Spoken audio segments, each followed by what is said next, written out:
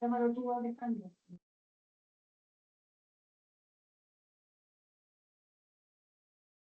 Damos la bienvenida al webinar de hoy, Apraxia del habla infantil. Pedimos las disculpas, tenemos un problema técnico con la persona que va a hacer la presentación, así que por eso pedimos las disculpas. Así que mientras esperamos que todos puedan ingresar. Nuestro canal de comunicación hoy día, nuestro webinar va a ser nuestro chat, donde ustedes podrán dejar las consultas. Esperamos poder resolver a la brevedad el problema que tenemos técnico para que Sebastián Herrera, el fonoaudiólogo, pueda hacer la presentación. Denos unos segundos.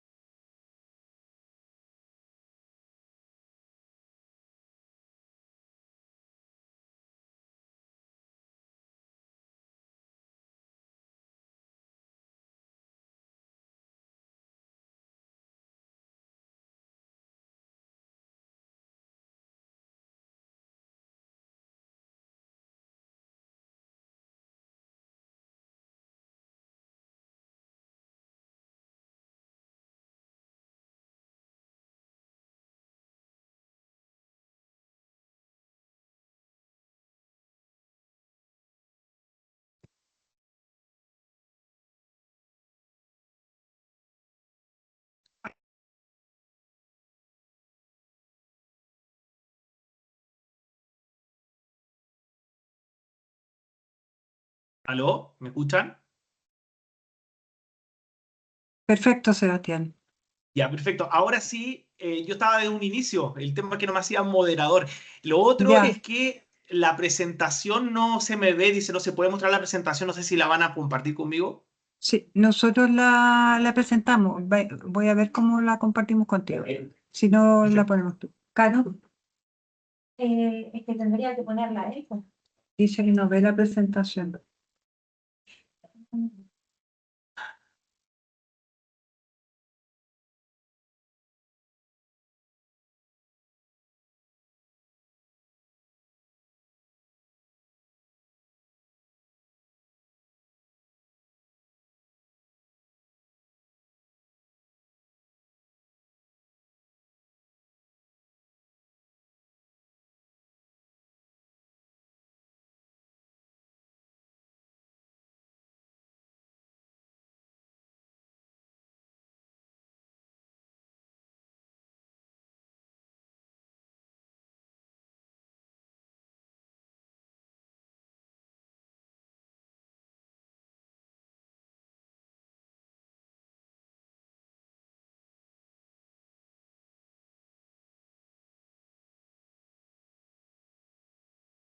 Ya, vuelvo a reiterar las disculpas por el atraso tuvimos el atraso técnico para partir nuestro webinar.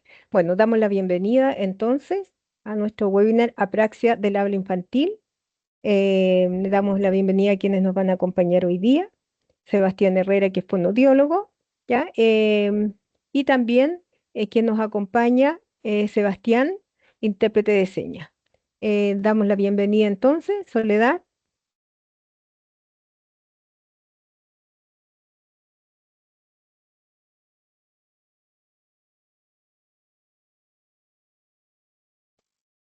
Hola, buenas tardes. Perdonen estos problemas técnicos. Soy Soledad González, profesional del Mineduc. Como señala María Paz, hoy día nos reunimos y vamos a hablar de la praxia del habla infantil. Como todos sabemos, la diversidad humana es la norma y está presente en las aulas de clase, por lo que hoy día educar en la diversidad, en contexto de diversidad, es una realidad que como sistema educativo tenemos la obligación de asumir. Y para ello existen una serie de dispositivos, normativas que nos permiten ir avanzando en eso. Por otro lado, sabemos que dar respuestas educativas que respondan a la diversidad de estudiantes, como son, por ejemplo, los niños con apraxia del habla infantil, nos desafía a todos a trabajar de manera colaborativa, porque los profesores solos, de manera individual, no pueden, digamos, dar pie a todo esto. Entonces, en este contexto y ante la petición de la familia de Apraxia Chile, entre las efemérides del calendario escolar 2025, se estableció el miércoles 14 de mayo, o sea, el día de mañana, el día de la concientización sobre el diagnóstico de apraxia del habla infantil.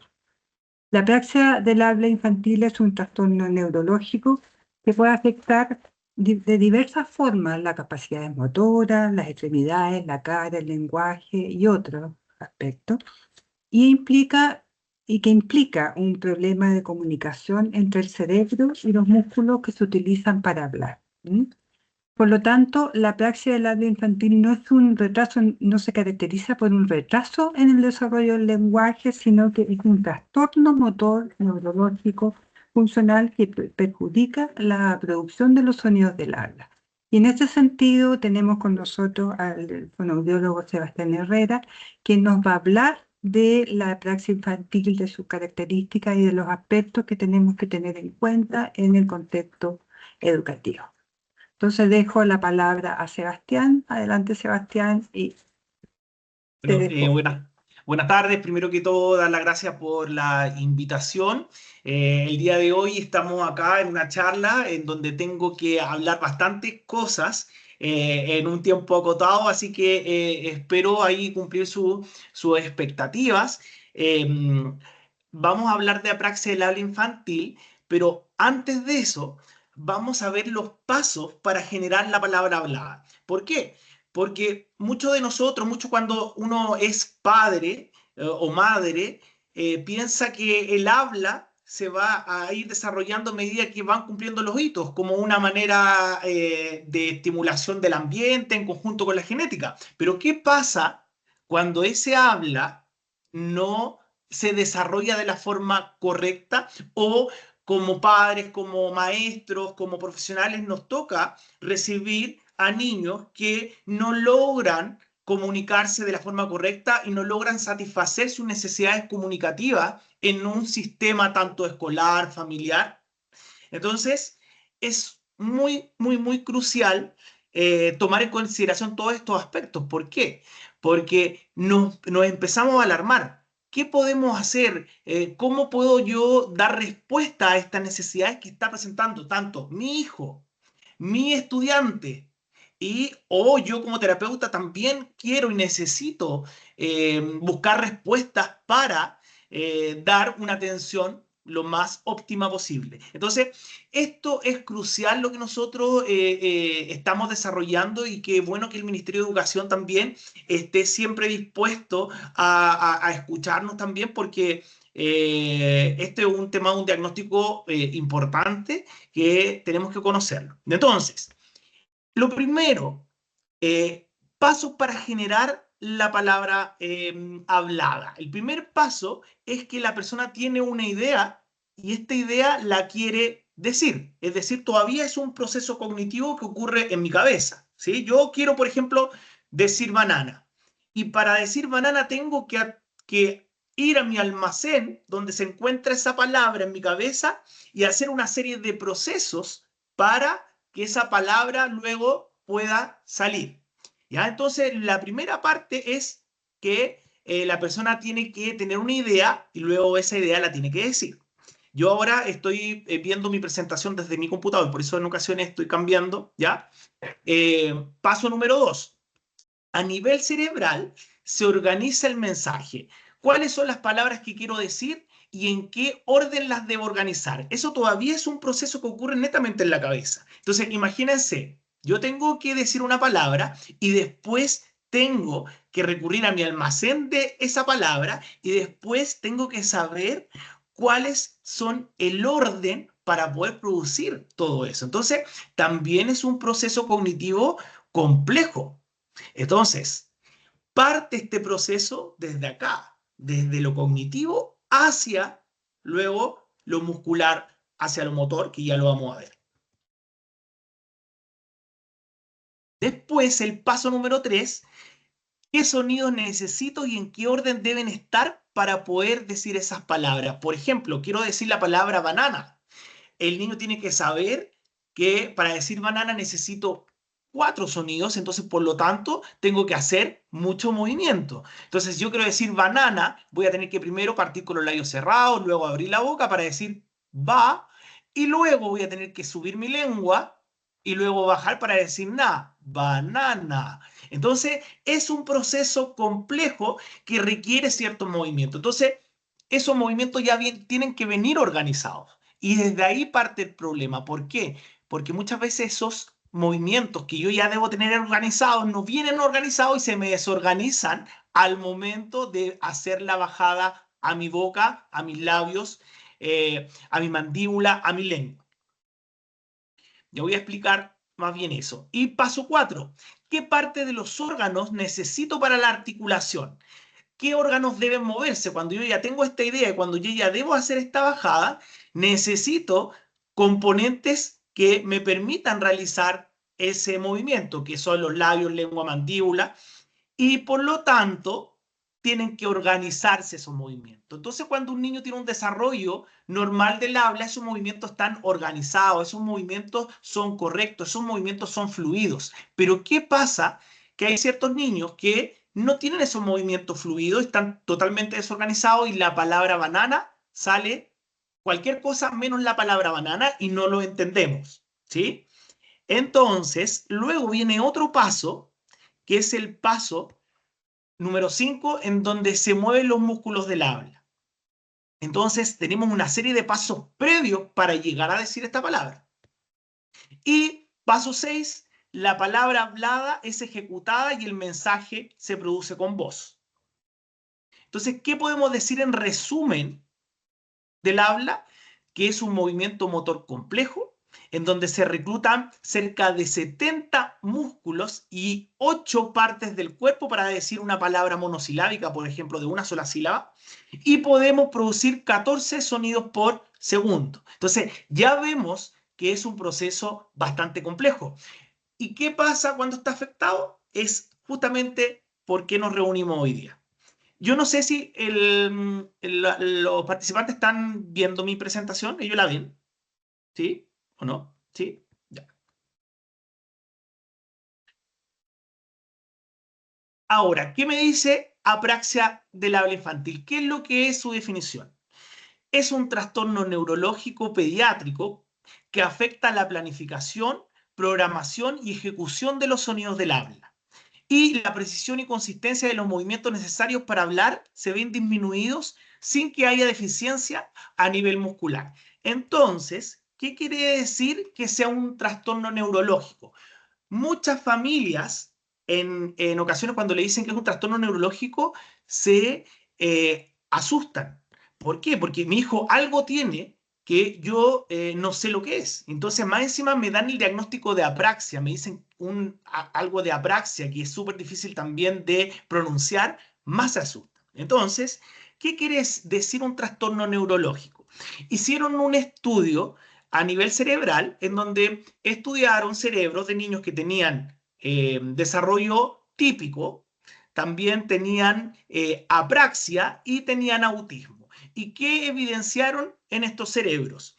En los chicos que tenían desarrollo típico no había mayor alteración a nivel cerebral versus un chico que sí tenía una apraxia, en donde encontraron que las primeras manifestaciones eran a nivel frontal. Nosotros tenemos un lóbulo, adelante acá, que se llama el lóbulo frontal. Y en ese lóbulo es súper importante. ¿Por qué? Porque conlleva todo lo que es motor, todo lo que es movimiento. ¿Ya? Hay áreas especializadas que se llaman áreas motoras. Y ahí se encuentran áreas motoras y hay áreas premotoras que me van a permitir que yo realice diferentes tipos de movimientos. No solamente movimientos de habla, sino que también movimientos como cualquier tipo de ejercicio que yo pueda realizar. ¿Ya? Entonces, ¿por qué es un trastorno neurológico? Porque evidenciaron que habían mayor volumen cerebral en chicos que tenían apraxia a nivel frontal. ¿Sí? Entonces, por eso es un trastorno neurológico, porque hay cambios cerebrales a nivel frontal versus un niño que no tiene una apraxia del ala infantil. Ahora, esto también se complejiza un poco más, porque cuando evidenciaron, cuando habían autismo versus apraxia, es ahí en el Power ustedes van a ver que dice ASD versus CAS. Eso es autismo versus apraxia, evidenciaron que tenía afectado el componente frontal, pero también un componente temporal, que es la parte que yo me estoy tocando con mi cabeza. ¿Y por qué la parte frontal con la temporal? Porque en la temporal se encuentran afectados, perdón, se encuentra mayoritariamente las áreas del lenguaje, las áreas comprensivas y expresivas del lenguaje. Entonces, cuando yo tengo autismo, que ya lo vamos a ver, se complejiza aún más, porque también hay altas probabilidades que chicos con autismo puedan presentar una apraxia del habla infantil. Pero ojo, esto hay que tomarlo con mucha mesura. ¿Por qué? Porque niños que no hablen, no todos van a tener apraxia del habla infantil. ¿Ya? A esto hay que ser evaluado, tiene que ser evaluado por un especialista, tiene que ser escatimado, pero porque últimamente han llegado muchos niños que no hablan y todos pueden tener apraxia. No, ¿ya? Hay diferentes factores porque un niño con autismo no hable. Uno puede ser un factor simbólico, que el niño no sepa para qué es la palabra dame, para qué es la palabra más, por eso no la va a estar diciendo. Un factor sociocomunicativo, que es característica central del autismo, es decir, hay muchos chicos que a los 10 años comenzaron a hablar, pero comenzaron a hablar bien. Entonces, no tenían un trastorno del lenguaje o un trastorno del habla, sino que era un factor sociocomunicativo. No lo hacían porque no tenían la necesidad en ese entonces, pero sí a los 10 años, 11 años quizás comenzaron a hablar y comenzaron a hablar bien. También hay otro factor que es un factor sensorial, que quizás las señales auditivas no están llegando correctamente al oído y por eso no está pudiendo hablar. Y por último también una apraxia del habla infantil. Entonces no todo va a ser apraxia del habla infantil, ¿sí? Vamos acá. Luego, ¿qué es lo que pasa? ¿Qué es lo que pasa en el cerebro? En el cerebro hay algunas regiones que no permiten que este desarrollo motor del habla se ejecute en forma coordinada y correcta para hacer la bajada a los músculos y las articulaciones, ¿ya? Hay muchos desafíos a nivel de coordinación, ¿ya? Entonces, supongamos que yo acá tengo acá mi boquita, mi lengua. Entonces, yo quiero decir la palabra banana y al hacer la bajada, tengo labios, tengo lengua, tengo mandíbula y al hacer toda esta bajada no se coordinan correctamente. Entonces, por lo tanto, como no se coordinan correctamente, el niño me va a decir, el niño pensó que quería decir banana, pero me puede decir na, me puede decir a, me puede decir ma, me puede decir mamana, sale cualquier cosa de la que él pensó, producto de que no hay coordinación entre toda la musculatura y todo lo que interviene, labio, lengua, mandíbula, ¿sí? Paladar y otra serie de cosas. Entonces, vamos a bajar las causas de la apraxia. Las causas de la apraxia generalmente son debido a un trastorno del neurodesarrollo. Como yo decía, la apraxia se puede dar purita, o también asociado a el autismo, asociado a síndrome de Down. También puede ser por un trastorno neurológico de base, por alteraciones genéticas, por infecciones durante la gestación, traumas del nacimiento y también causa desconocida. Hay apraxias que son también hay apraxia genética. Muchas veces nosotros tenemos a chicos que vemos que puede haber un cuadro genético, mandamos a hacer unas pruebas genéticas y ahí estaba la apraxia del habla infantil, ¿sí? Ahora, el problema central de la apraxia es a nivel de la planificación, de la programación y de la ejecución, como yo lo estaba diciendo. Es decir, primero estoy pensando, luego tengo que hacer la secuencia y finalmente me sale el producto que era lo que lo que estaba diciendo. Es decir, primero pienso, luego organizo y cómo me va a salir esa organización es lo que está afectado. Entonces, la mayoría de los y las estudiantes que presentan apraxia del habla infantil comprenden y saben lo que desean decir, pero se les hace muy difícil convertir ese pensamiento en palabras, producto de esta desorganización que hay entre el cerebro y la boca. Entonces, ¿qué es lo que ustedes van a entender?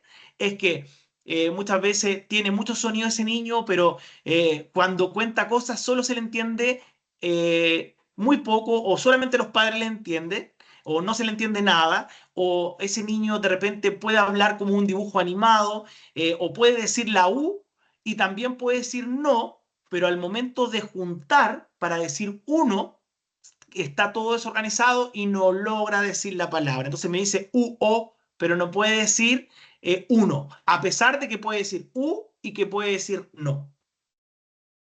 Y la prevalencia general de la apraxia es 1 a 2 de cada 1000 niños, según la clínica Mayo. Es decir, la apraxia pura, purita, sin ningún diagnóstico asociado, es baja la prevalencia. Pero ahora cuesta mucho encontrar una apraxia pura, que por lo general las apraxias mayoritariamente están asociadas a diagnósticos como autismo o como síndrome de Down o como cuadros genéticos. Entonces, puro encontramos apraxia, pero por eso la prevalencia es baja. Pero esto aumenta considerablemente cuando encontramos chicos con autismo, por ejemplo, aumenta de un 25 a un 30%. Por eso también es crucial que cuando veamos chicos que tienen autismo y tienen desafío en el habla, puedan realizar una evaluación para ver si presentan una posible apraxia del habla infantil, pero esta evaluación tiene que ser especializada con un fonoaudiólogo que se maneje en el área y en lo posible con los dos diagnósticos, tanto con autismo y tanto con apraxia, para hacer este diagnóstico diferencial. Ahora, en Chile no existe una prevalencia formal, producto de que si bien es un diagnóstico que va en alza, aún es poco conocido, tanto porque el sistema de salud como en el educativo no hay mucho estudio a nivel nacional y esto limita también la recabación de datos certeros. Esto sumado que la prevalencia va aumentando en comorbilidad con el autismo, es necesario cada vez recabar más datos y que la apraxia se conozca, producto de que la apraxia siempre ha existido. El tema es que ahora nosotros tenemos quizás los instrumentos, los estudios para poder detectarla y también poder intervenirla. Eso es crucial. ¿Sí? Y en el año 2023, la red de fonoaudiólogos Red Apraxia estimó que cerca de 400 familias presentaban el diagnóstico, de las cuales solo el 56,25% tenían tratamiento. Es decir, el acceso al tratamiento también es súper bajo. ¿Por qué? Porque hay que buscar fonoaudiólogos que sean especializados y que se manejen en el área. Y también, en lo posible, que tengan un poco de experiencia, porque es en ocasiones muy difícil de detectar, sobre todo cuando está asociado a otros cuadros. Este año 2025, el alza ha aumentado considerablemente, pudiendo llegar a doblar casi el año anterior.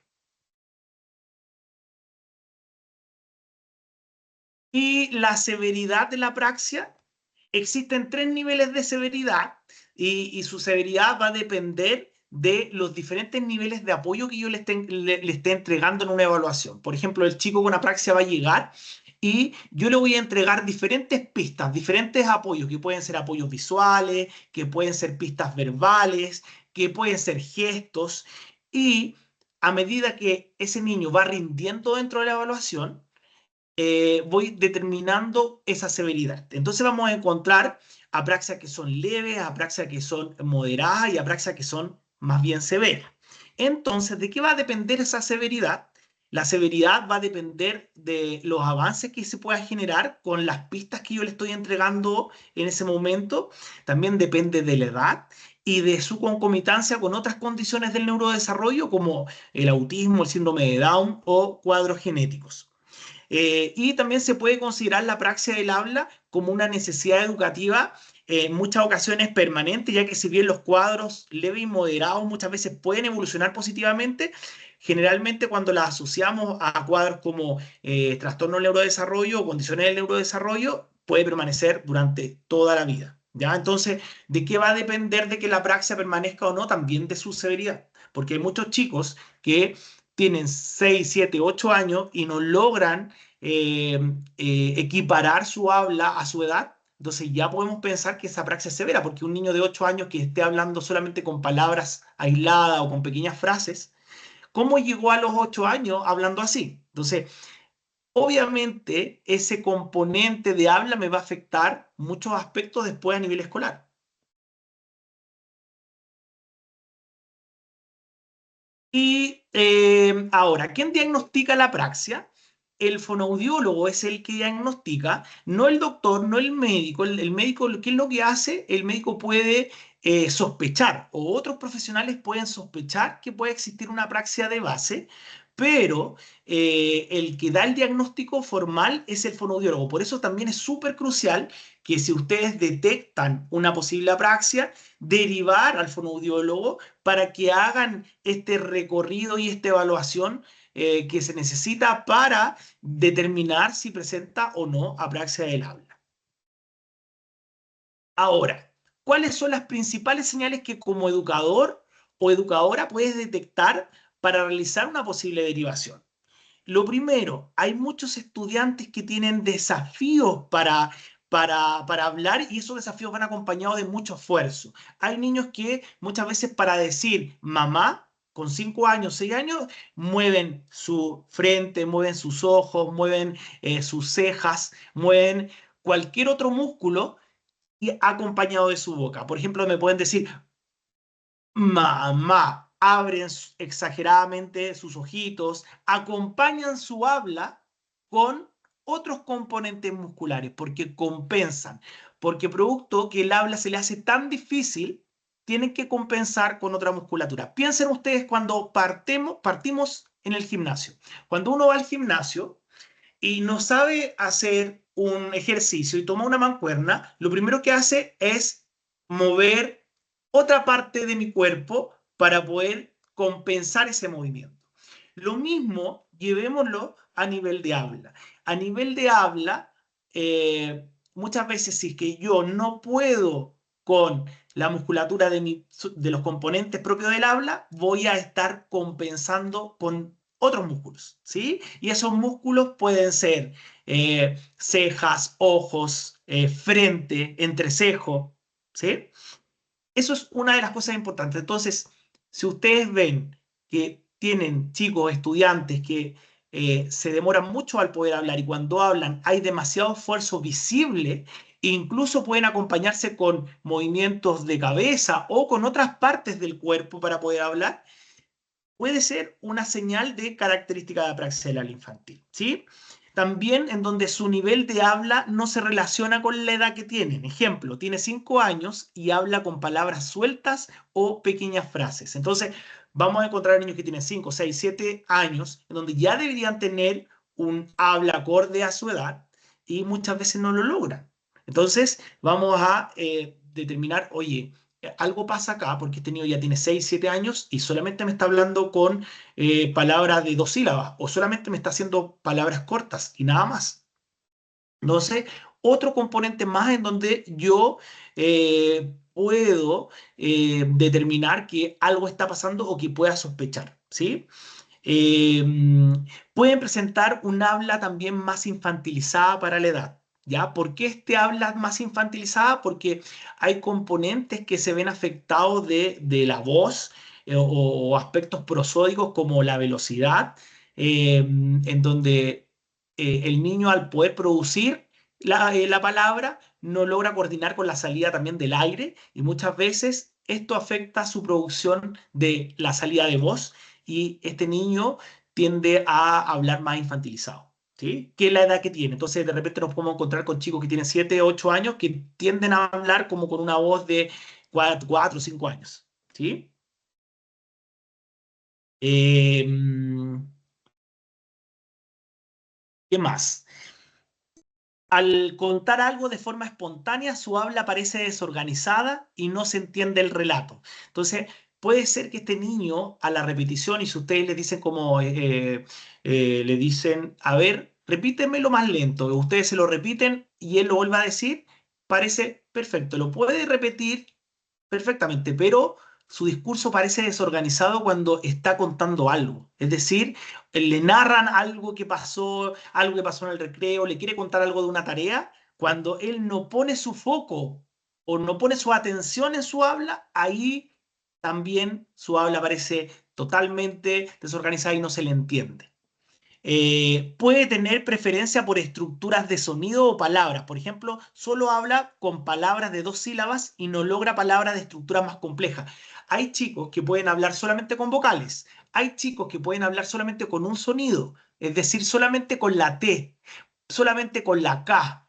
Hay niños que se anclan a una porción de la lengua y no salen de ahí. Entonces, también podemos encontrar niños que hablan con palabras de 2 sílabas, de 3 sílabas, pero y le exigimos más y se desorganizan totalmente.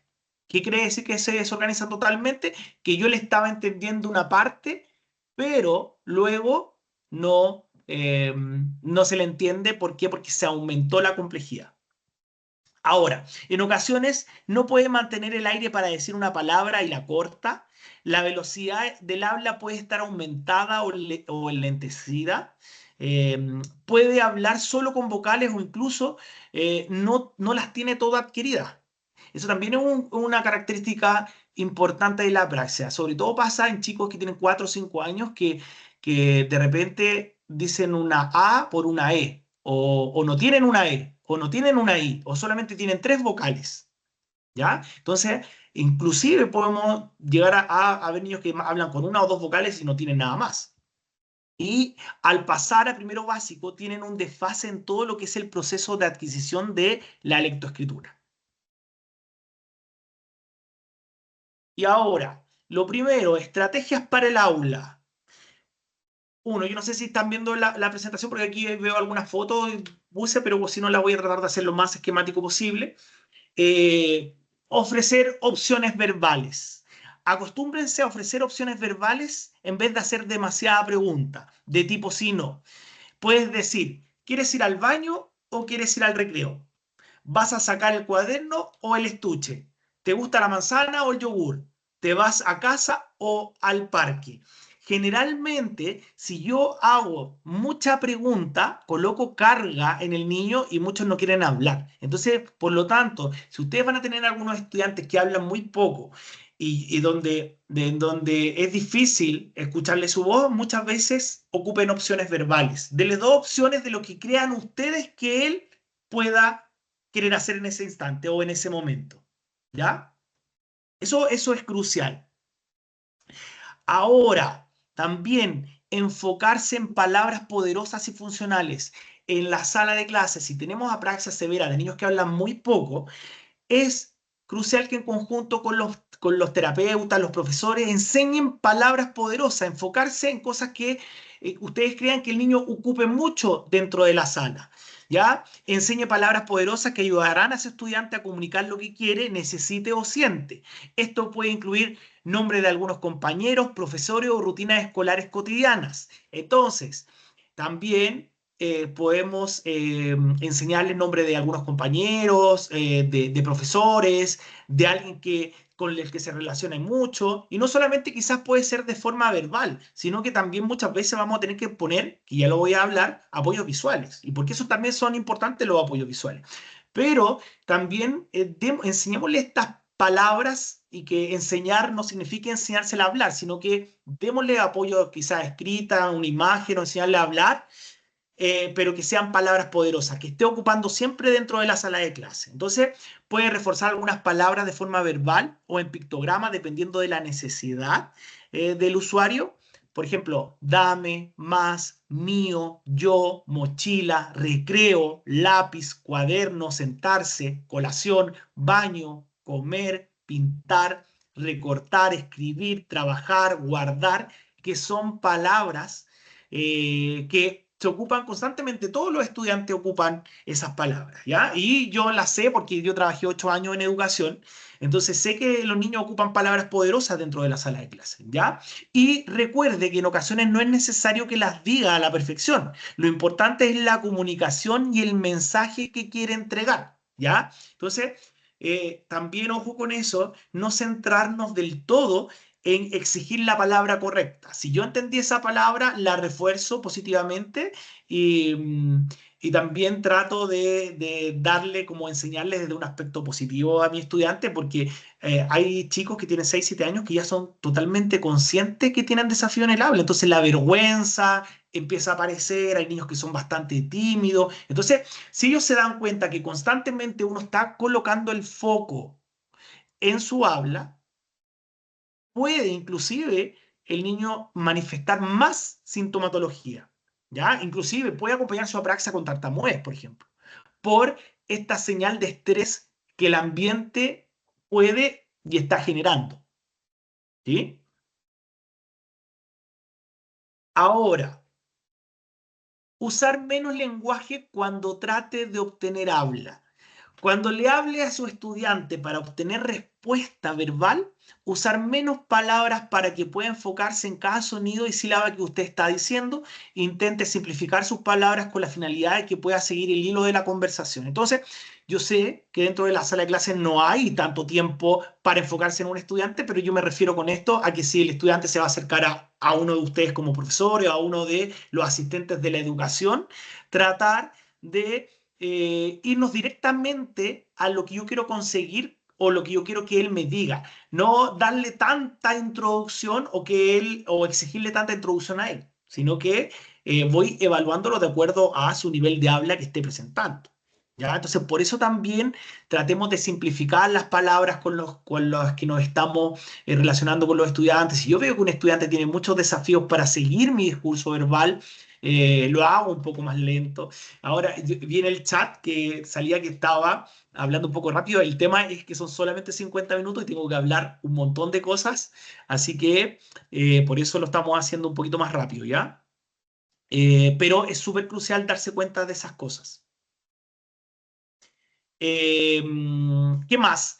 Tener un panel con apoyos visuales de frases que más se ocupan en la sala. Esto es súper importante y esto está descrito, de hecho, está estudiado que los apoyos visuales da lo mismo lo que sean. Da lo mismo lo que sean. Si son pictogramas, si son imágenes. Uno, los apoyos visuales disminuyen la carga cognitiva. ¿Y qué quiere decir que disminuyen la carga cognitiva? Es decir, el niño se va a enfocar directamente en lo que tiene que decir o en lo que tiene que hacer al ver la imagen, ¿sí?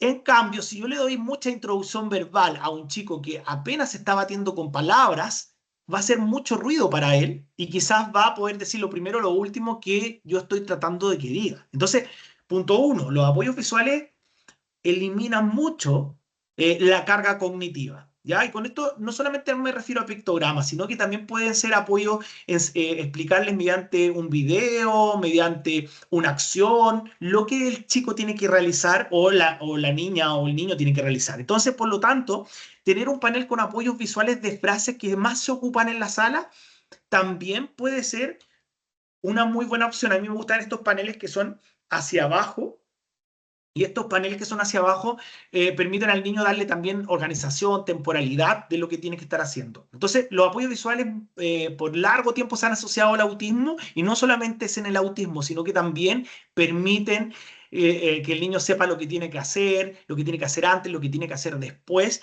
Y hicieron un estudio en donde mostraban una imagen y mostraban un texto escrito en donde el niño se demoraba, no sé, de 1 a 10 milisegundos en comprender la imagen, en cambio un texto escrito o un texto hablado se demoraba 4, 5 segundos. Entonces, muchas veces una imagen es más que 1000 palabras.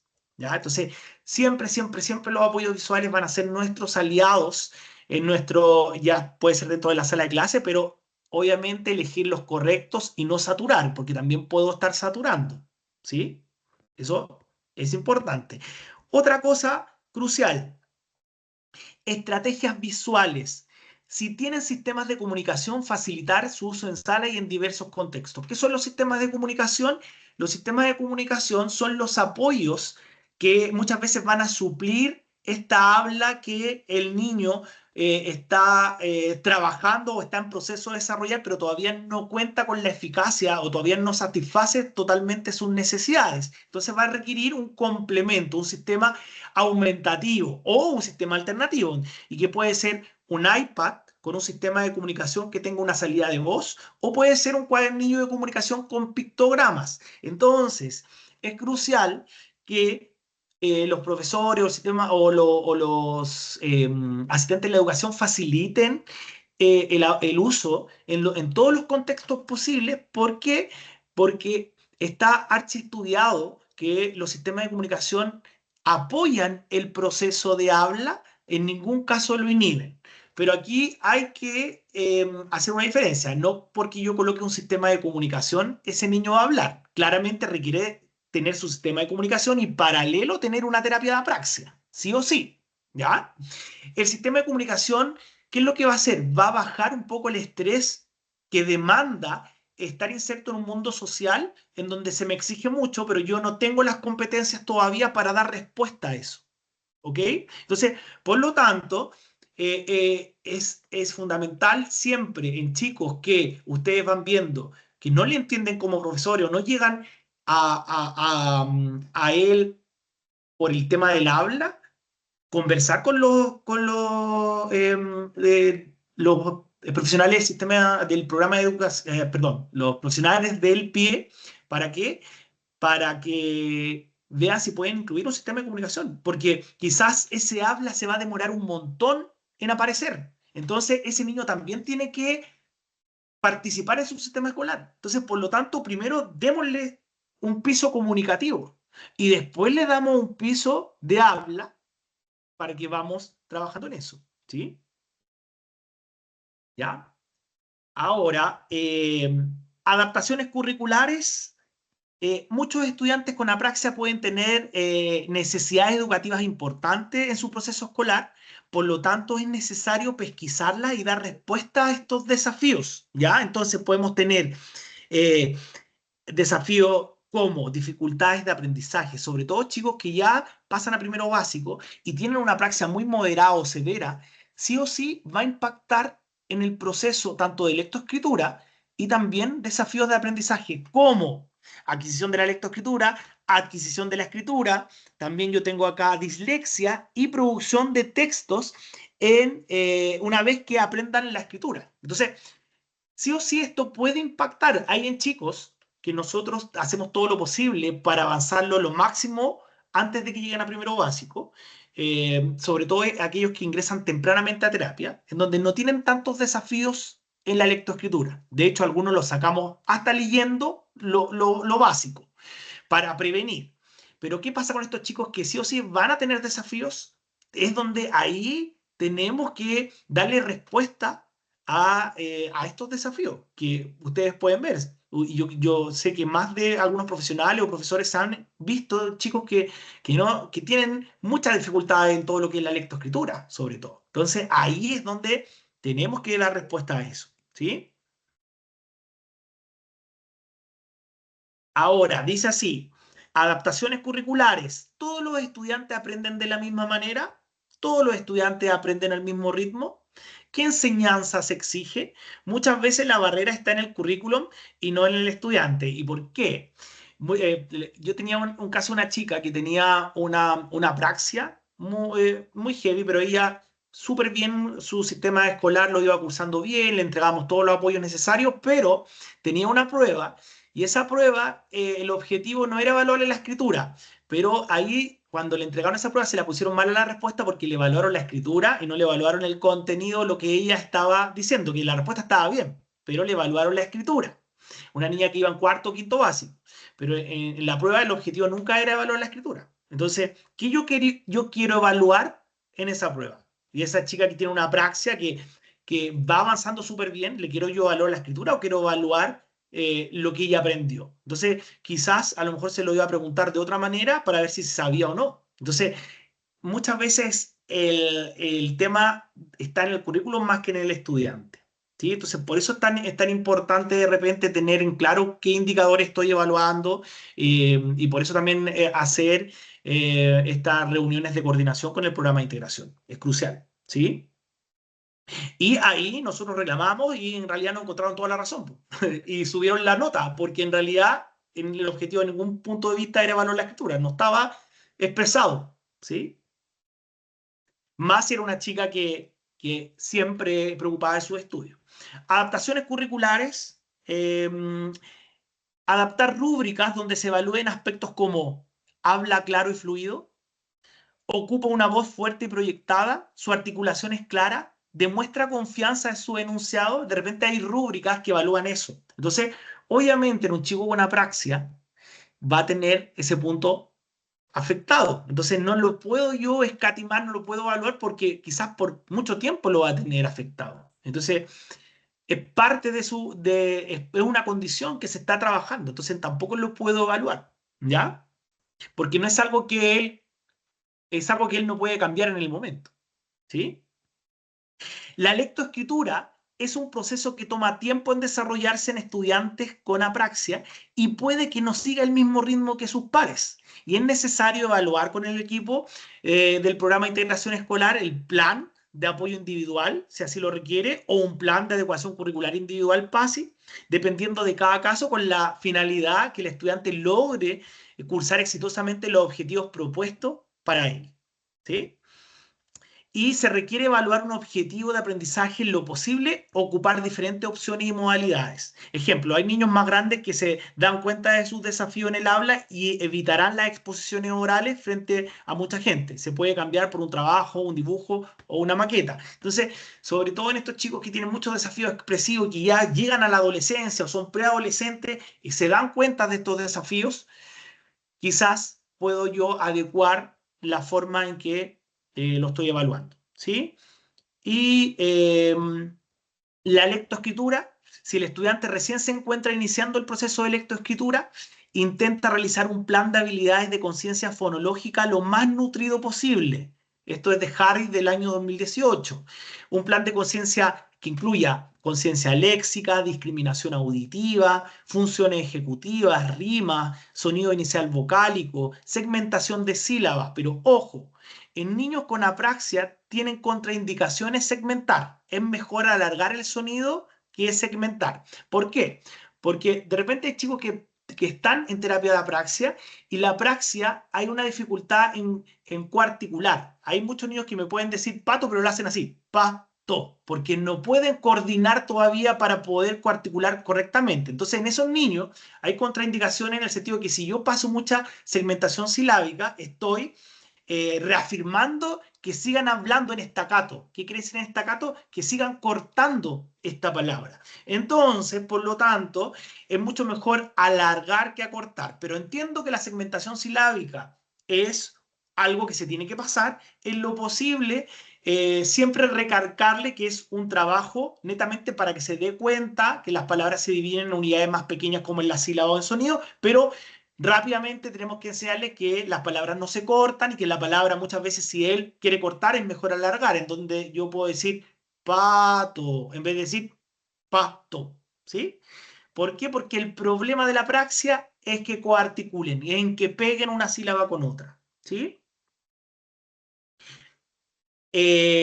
Ahora, reconocimiento de sílaba, manipulación de sílaba, conciencia fonémica. Me quedan unos minutitos ya porque tenemos tiempo, así que y las investigaciones, miren, esto es importante, las investigaciones han demostrado que un predictor importante del desarrollo de la alfabetización es la conciencia fonológica. Tal vez los predictores más importantes del desarrollo de la alfabetización sea el desarrollo posterior de habilidades de conciencia fonológica, como es la segmentación y la manipulación de sonido. Por lo tanto, muchos chicos que están en en tratamiento y no han pasado primero básico, y lo que yo sugiero es el segundo semestre de kinder hacer un plan de conciencia fonológica muy, muy, muy nutrido.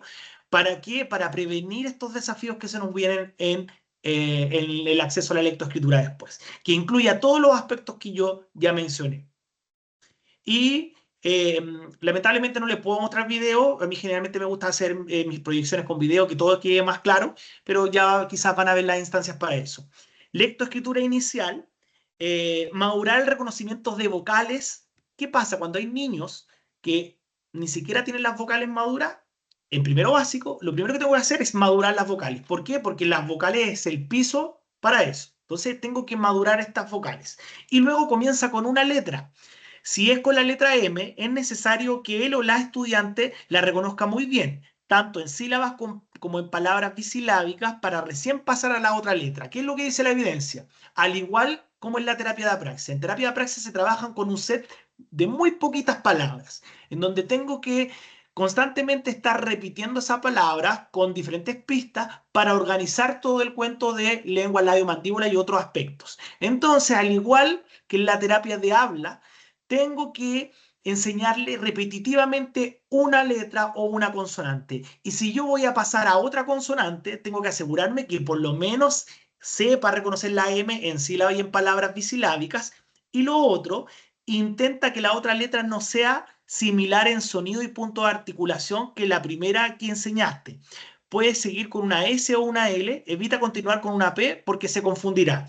Si ustedes pueden hacer lo siguiente, hagan una M, hagan una P, es muy, muy similar y los niños se confunden. Entonces, traten de alejar, primero trabajo una consonante y luego alejo lo más posible con la otra consonante, y lo que me alejo quiere decir visualmente. Por ejemplo, una L es muy distinta a una M.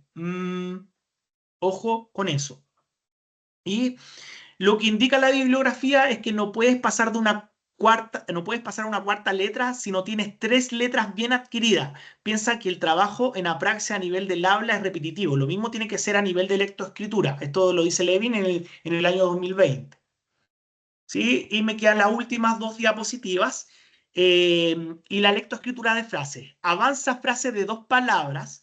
Puedes apoyarte de lectura global, donde una palabra permanezca estable y la otra cambie, sin incluir a un artículos o nexos. Los artículos o nexos muchas veces para los chicos con apraxia es muy difícil de pesquisar. Entonces, por lo tanto, se trabaja con palabras largas. Perdón, con palabras largas sí, no incluyo al tiro los artículos o nexos. Entonces, mamá pan, mamá pipí, mamá popó, en donde una palabra que es mamá permanece estable y la otra se cambia. ¿Sí? Y por último, lectura de textos. Intenta ocupar textos cortos con apoyos visuales y espacios separados por palabras. Entonces ahí a mí me gusta trabajar mucho con la granja naranja. ¿Por qué? Porque la granja naranja tiene una metodología de trabajo, sobre todo en chicos con apraxia, en donde yo divido palabra por palabra y primero se la voy enseñando como un canto. ¿Qué quiere decir esto? En esta granja naranja de limones y de soles, le enseño una parte y netamente los niños se la aprenden por memoria. Y a ver de nuevo, en esta granja naranja de limones y de soles. Y después vamos de nuevo, ocurre toda clase de cosas, ocurre toda clase de cosas. Primero se la enseño como una especie de canción, una especie como de cantito, y después que ya la trabajamos completamente, ¿dónde dice granja? ¿Dónde dice naranja? ¿Dónde dice clases? Y las vamos pintando. Entonces, le enseño un poco a trabajar desde la oración, pero luego nos vamos a la palabra y a los niños les gusta un montón. Tengo unos casos muy lindos en donde hemos avanzado mucho a través de la granja naranja, en donde tiene una metodología de trabajo y espero pronto más adelante hacer un curso de eso. Y nada, hemos terminado la presentación, disculpen, pero yo nunca he expuesto en Teams, siempre lo hago en Zoom, así que no sé cómo es esto. Así que eso por ahora.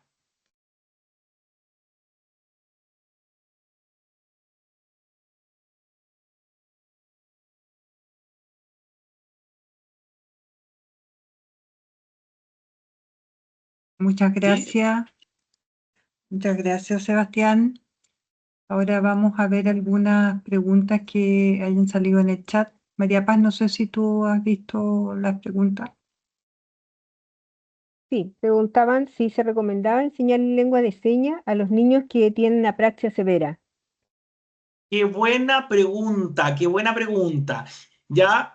¿Por qué? Porque va a depender también de las familias, de los que quieren la familia. Yo siempre es súper consensuado todo esto con la familia. Se me olvidó este punto importante. Gracias también a la familia Apraxia y muchas otras agrupaciones, hemos llegado a lo que hemos estado con la Apraxia. Entonces, siempre todo es consensuado con la familia. Si la familia quiere lengua de señas, podemos enseñar lengua de señas. Pero si va a estar en tratamiento de apraxia, yo no recomiendo mucho la lengua de señas. ¿Por qué? Porque los estímulos van a estar compitiendo en el cerebro. Le voy a estar enseñando ciertas señas, pero a la vez le voy a estar enseñando que hable. Entonces va a tener que estar haciendo dos movimientos a la vez y va a ser muy complejo para el niño. Entonces, lo que tienen que hacer es elegir uno. Y si va a estar en terapia de apraxia, lo que yo sugiero que sea solamente habla, que no ocupen gestos porque voy a estar viciando todo esto. ¿Sí? Voy a estar entregando otro componente de complejidad que es innecesario. ¿Sí?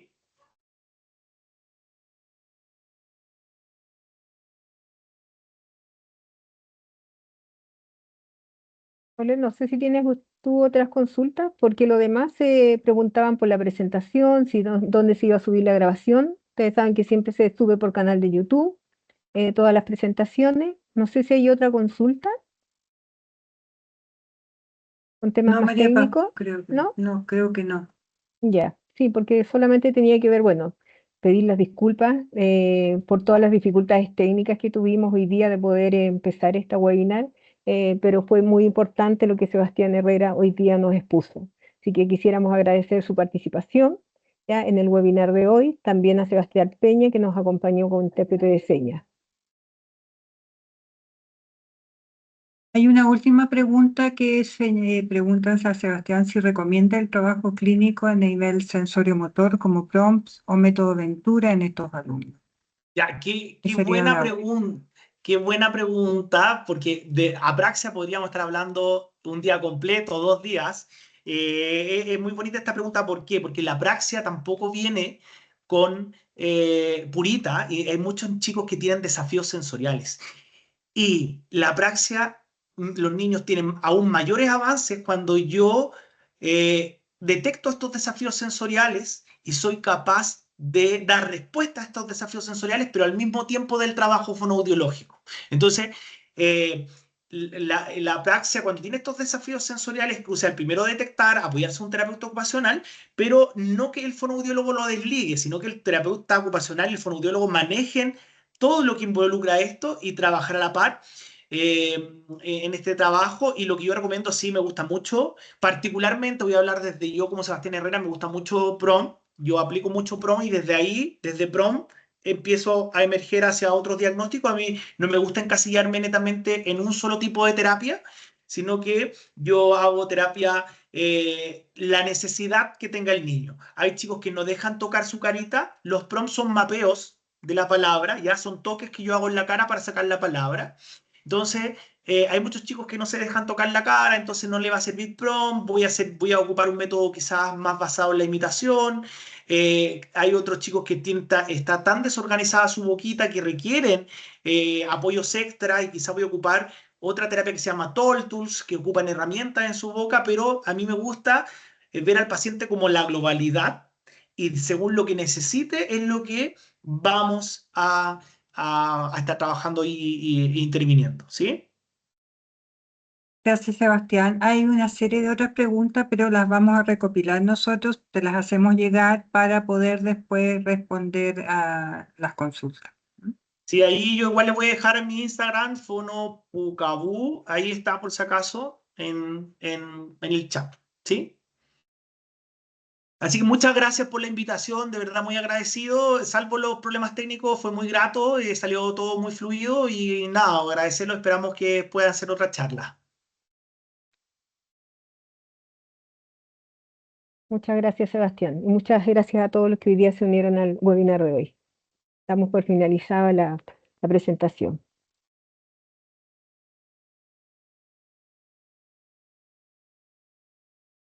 a todos.